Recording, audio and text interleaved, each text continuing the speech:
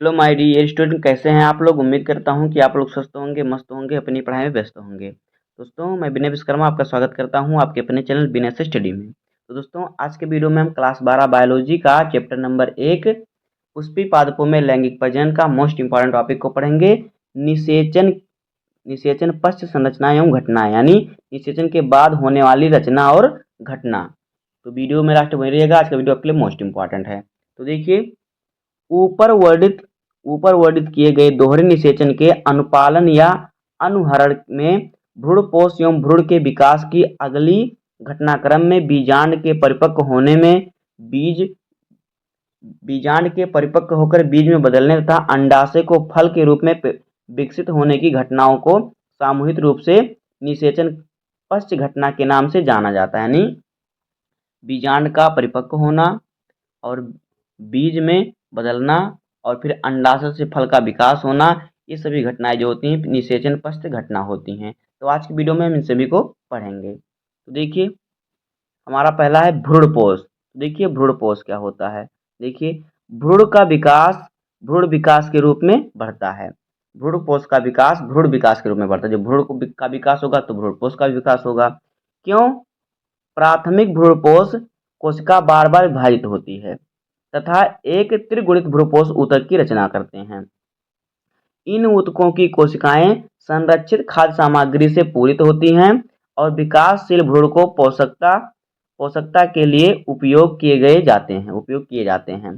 सर्वाधिक सामान्य प्रकार के प्राथमिक भ्रूणपोष केंद्रक नामक भ्रूणपोष विकास उत्तरोत्तर केंद्रीय विभाजन से गुजरकर मुक्त न्यूक्ली यानी कि केंद्रकी के रूप में पैदा होता है। भ्रूणपोष के विकास की इस अवस्था को फ्रेन्यूकुलर एंडोस्पर्म अर्थात कि मुक्त केंद्र की भ्रूणकोश कहते हैं। इसके सापेक्ष ही कोशिका भित्ति रचना स्थान लेती है और भ्रूणपोष कोशिकीय बन जाता है। कोशिकीकरण से पहले मुक्त न्यूक्लियाइयों की संख्याओं में व्यापक भिन्नता होती है। जब कोशिकाकरण से पहले मुक्त जो न्यूक्लियाई होती है उसकी संख्या में बहुत भिन्नता होती है।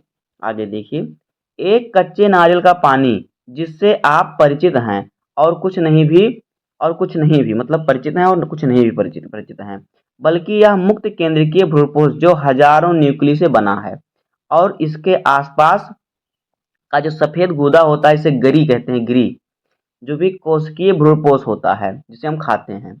बीज के परिपक्व होने से पहले भ्रूणपोष पूरी तरह से विकासशील भ्रूण जैसे कि मटर, मूंगफली, सेम आदि में द्वारा उपयोग कर लिया जाता है। भ्रूणपोष के द्वारा भ्रूण के द्वारा उपयोग कर लिया जाता है या फिर परिपक्व बीज में विद्यमान रहता है। जैसे कि आरंडी और नारियल में इसे बीज अंकुरण के समय इस्तेमाल किया जाता है। तो इस प्रकार से होता है भ्रूणपोष।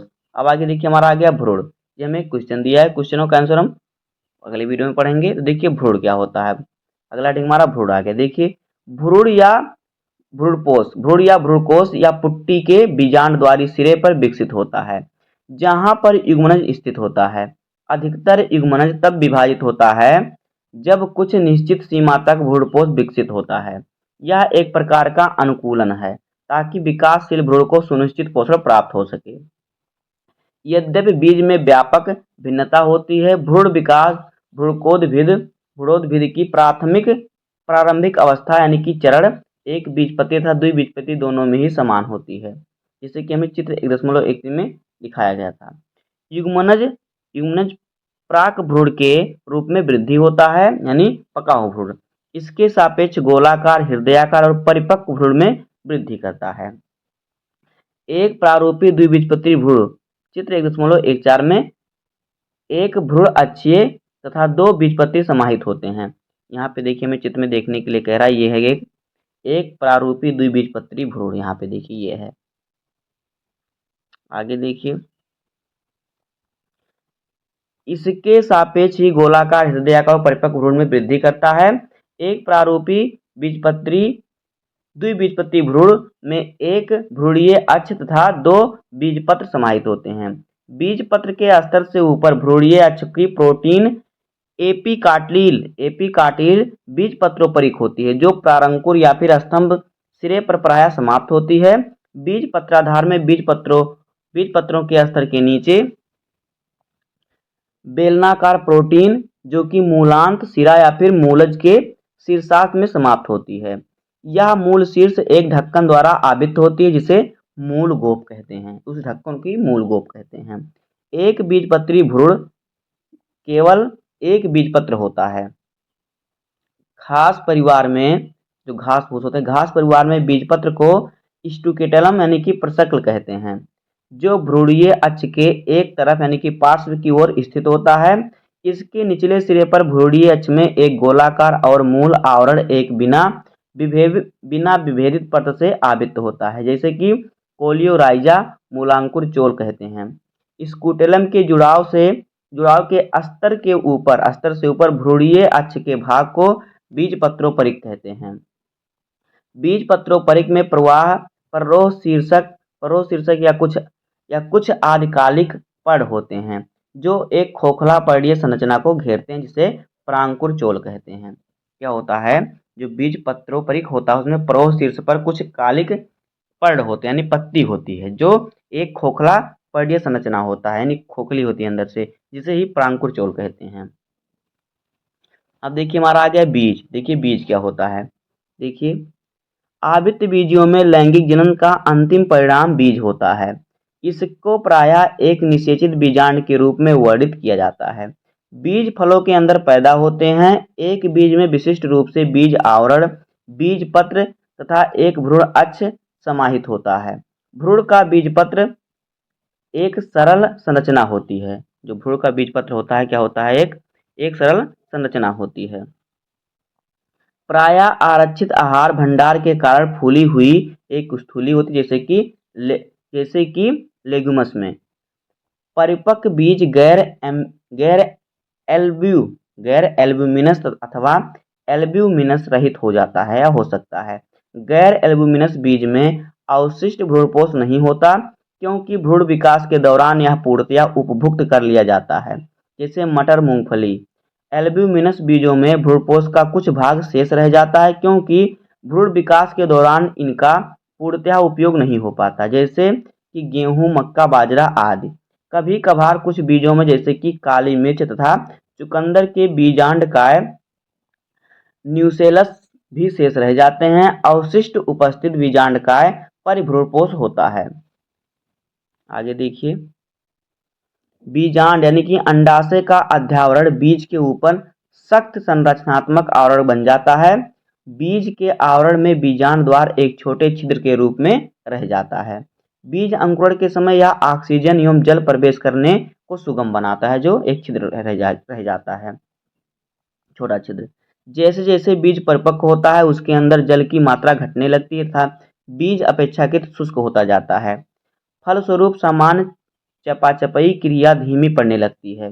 भ्रूण निष्क्रियता की दशा में प्रवेश कर जाता है, जिसे परसुप्ति कहते हैं।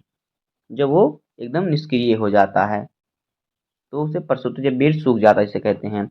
या यदि अनुकूलित परिस्थितियां उपलब्ध जैसे कि नमी, पर्याप्त नमी, आर्द्रता, ऑक्सीजन और उपयुक्त तापमान होता है तो वह अंकुरित हो जाता है। देखिए आप देखते होंगे आम की जो गुठली होती है, अगर उसे आप ईंटे पात्र फेंक देंगे तो सिकुड़ जाएगा और ख़राब हो जाएगा, सूख जाएगा। लेकिन अगर वही आप मिट्टी में डाल देंगे जहाँ पे नमी होगी तो उससे पौधा निकलने का अंकुर फेंक देगा, अंकुरित हो जाएगा। तो कहने का मतलब यही है। जैसे जैसे बीजांड परिपक्व होकर बीज बनते हैं, अंडाशय एक फल के रूप में विकसित हो जाता है। अर्थात बीजांड का बीज के रूप में तथा अंडाशय का फल के रूप में रूपांतरण साफ साफ चलता है। अंडाशय की दीवार फल की दीवार छिलके के रूप में,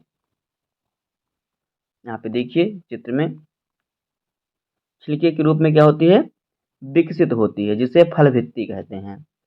फल अमरूद, आम, संतरे आदि की भांति गूदेदार हो सकते हैं। यहाँ पे देखिए ये फल जो होते हैं गूदेदार होते हैं। यहाँ पे देखिए सेब दिया है आपको, ये सेब है और ये स्ट्रॉबेरी है, ये सभी क्या होते हैं, गूदेदार होते हैं। आगे देखिए अथवा मूंगफली, सरसों आदि की भांति शुष्क भी हो सकते हैं।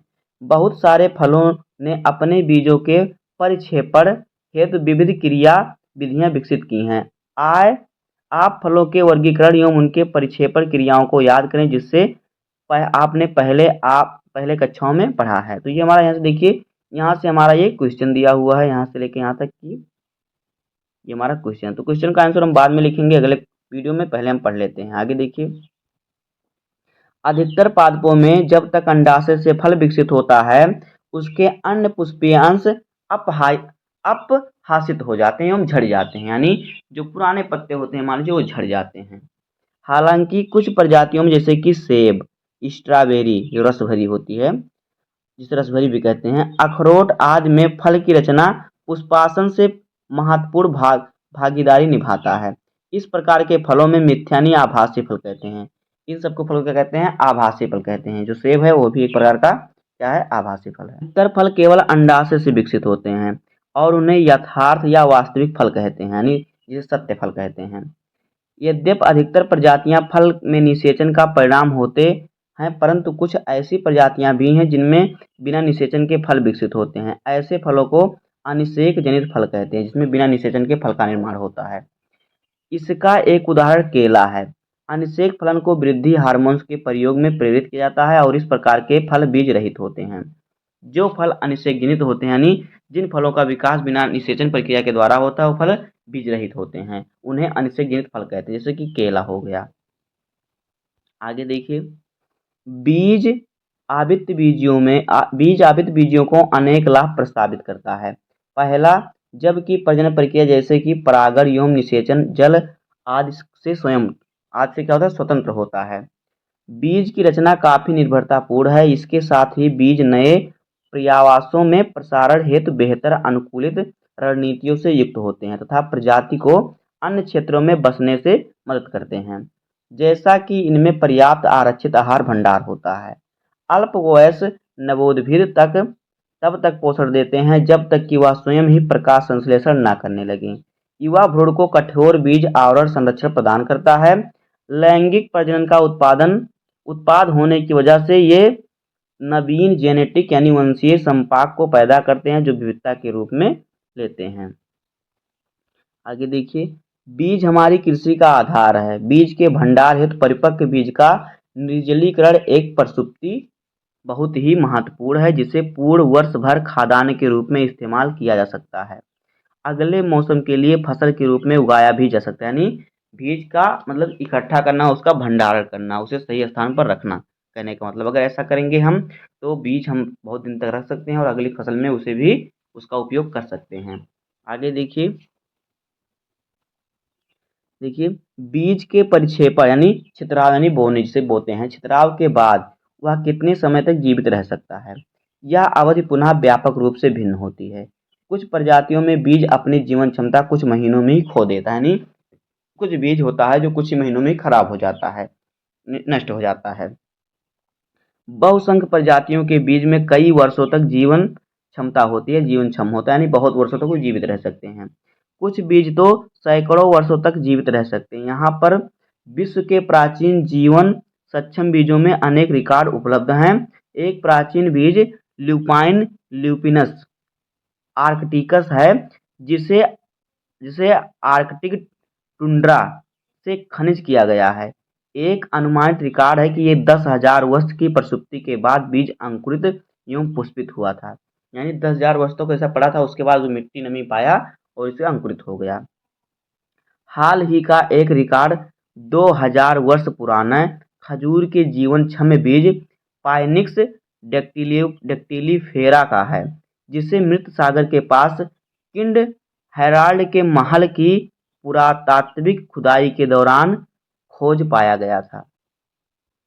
तो दोस्तों इसी प्रकार से हो जाएगा हमारा निषेचन के पश्चात घटना, भ्रूणपोष और फिर बीज और भ्रूण का निर्माण किस प्रकार से होता है। तो बस आज की वीडियो में इतना ही। उम्मीद करता हूँ कि आपको वीडियो पसंद आया होगा। अगर आपको वीडियो पसंद आया तो वीडियो को लाइक कर दीजिएगा, चैनल पर नए सब्सक्राइब कर दीजिए, बेल आइकन को प्रेस कर दीजिए, क्योंकि बोर्ड एग्जाम के हर इंपॉर्टेंट टॉपिक का वीडियो आपको चैनल पर डेली मिलता रहेगा। तो मिलते हैं किसी नेक्स्ट वीडियो में, तब तक के लिए धन्यवाद। जय हिंद।